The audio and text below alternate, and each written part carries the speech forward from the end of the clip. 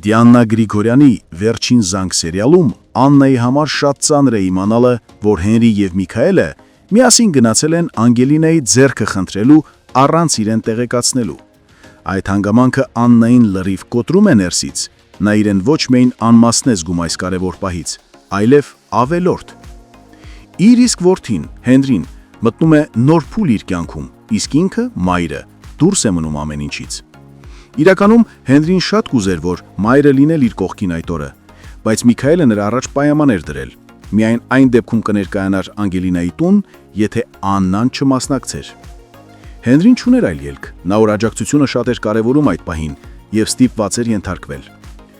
Չնայած դրան, Հենրին ամեն կերպ փորձում է բացատրել հորը, որ Աննան մեղավոր չէ, բայց Միքայելը նրան չի լսում, չի հավատում կամ պարզապես չի ուզում հավատալ։ Միքայելի վիճակը բարդ է, որովհետև եթե նա ընդունի, որ Աննան ոչ մի մեղք չունի, դա կնշանակի, որ ինքը այսքան ժամանակ սխալ է եղել։ Նշանակում է, որ այն ամենը, ինչ ասել է Աննային, անբարոական հայտարարելով նրան, վիրավորելով, ստորացնելով, ամբողջ եղել է անարդար։ Նշանակում է նաև, որ հենց իր պատճառով է Աննան հայտնվել հիվանդանոցում։ Իսկ այդպիսի սխալներ ընդունելը Միքայելի նման մարդու համար շատ ծանր է, նույնիսկ անընդունելի։ Միևնույն ժամանակ Վիկտորիան և ավագը մեծ դժվարությամբ ներքին ծանր պայքարից հետո վերջապես տալիս են իրենց համաձայնությունը Անգելինայի ու Հենրիի ամուսնությանը։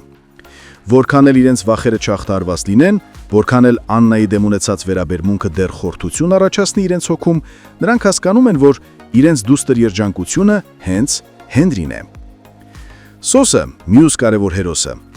հայտնվել է մի իրավիճակում, որտեղ ինքը կարծես ամենաքիչ տեղեկացված մարդն է։ Նա չի հասկանում, թե իրականում ինչ է կատարվում իր շուրջը։ Մի կողմից զբաղված է Անտոն Զավենիչի սպանության գործերով, մյուս կողմից չի կարողանում ազատվել Հենրիի վերջին խոսքերի ազդեցությունից։ Սոսը սկսում է կասկածել, որ իր շուրջ ինչ-որ բան թաքցվում է։ Նրան հանգիստ չի տալիս նաև այն, որ ավագը վատացել էր այն օրը, երբ ինքը հանդիպեց նրա հետ։ Սոսը փորձում է իր մեջ հավաքել ամեն մանրուք, բայց դեռ չի կարողանում ամբողջ պատկերը տեսնել։ Տարօրինակ ու որոշ չափով հեղնական է այն փաստը, որ տարիներ առաջ տեղի ունեցած ողջ պատմությունը հասկացավ Բագրատը։ Վերջերս ճշմարտությանը հասավ նաև ավագը, բայց հենց Սոսը, ում վերաբերող ամենաբարդ հանգույցներից է խոսքը, դեռ մնում է անտեղյակ։ Թվում է ամեն բան կատարվում է նրա աչքի առաջ, բայց նա մնում է մթության մեջ։ Հիմա հարց է առաջանում. երբ Սոսը վերջապես կիմանա ճշմարտությունը։ Միգուցե պատասխանը գտնվի այն ժամանակ, երբ նա վերադառնա Հայաստան և հանդիպի Հենրիին։ Հնարավոր է բախման պահին նա ստիպի Հենրին բացել բերանը և ասել այն, ինչ ինքը այսքան երկար ժամանակ փորձում է հասկանալ։ Բայց եթե Հենրի խոսի, ապա նա պիտի ընտրություն կատարի՝ իր սերը և երջանկությունը, թե արդարությունը։ Իսկ այդպիսի որոշում կայացնելը այս պահին թվում է գրեթե անհնար։ Հարգելի հետևորդներ, արդյոք Սոսին կհաջողվի ստիպել Հենրիին ասել ճշմարտությունը։ Առավոտյան արթնացել եմ 8-ին։ Գնացել եմ մազերի մեյքափի, հետո եկել եմ նկարահանման։ Առավոտից մինչև այս պահը ոչ մի րոպե կաբլուկներս չեմ հանել։ Եթե ձեր հարսանիքին դուք հնարավորություն ունեք նստեք, կանգնեք, դուք որոշեք ինչ անեք։ Այստեղ չկա այդ հնարավորությունը, դուք անում եք պարտադրված այն, ինչ որ ձեզ ասում են, եւ առհասարակ մեր աշխատանքը շատ բարդ է։ Չեմ ուզում, որ խաբնվեք այդ ուրախ նկարներին։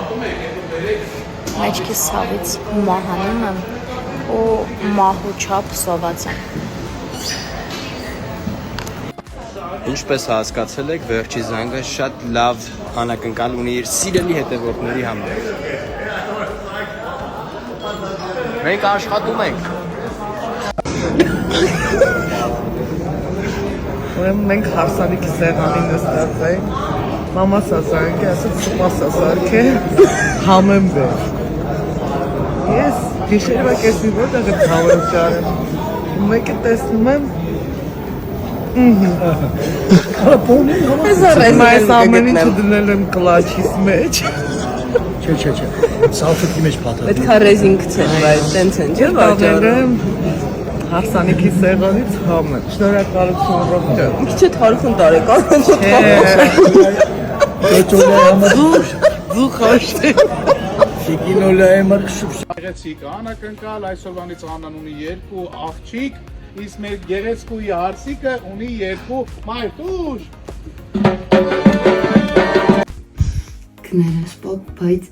պիտի դիմանաս, որ նորմալ մշակ եմ։ Արա անելիքդ արա, դու ինձ կներես, որ ես վիճակով դիմաց հետ նստած եմ, հերիք չի ստիպված ես վերքերս մշակել։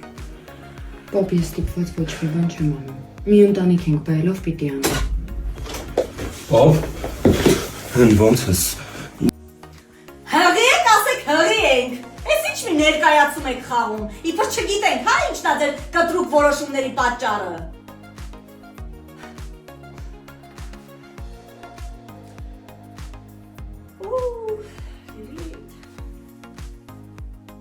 Հարցեր եք տալիս հեռուստասերիալից, արդյոք մենք վերջում միասին ենք լինելու, անկեղծ չգիտեմ, իսկապես չգիտեմ ավարտը, մենք անգամ ընթացքը չգիտենք, բայց ըստ իմ լոգիկայի, ես որպես հեռուստադիտող, կարծում եմ, որ այո, շատ դժվարությունների միջով ենք անցնում, բայց եթե ուղիղ համեմատականներ տանենք իրականության հետ, ապա չէ, միասին չպիտի լինենք, որովհետև Եզակի դեպքեր են, երբ իրապես հաղթում է սերը ու ամեն ինչ լավ է լինում։ Իհարկե քուր ու եղբոր հետ կապված չէ, բայց սիրելու հետ կապված է։ Ունեմ վառ օրինակներ, որ չէ, իրականում սերը չի հաղթում։ Ու մենք կլինենք լավատես այս պրոյեկտում եւ կմտածենք, որ սերը հաղթելու է։ Փոքրիկ անդրադարձանել ձեր լավ մեկնաբանություններին, լավ խոսքերին։ Իսկապես դուք ինձ ողջևորում եք, ուժ եք տալիս։ Այն մարդը, ով ինչ որ գործ անում, դա կապ չունի ինչ գործ է, ու ֆիդբեք չի ստանում, չի ուզում աշխատի, մոտիվացիա չի ունենում աշխատելու։ Մի դեպք պատմեմ, նստել էի տաքսի, վարորդը եկել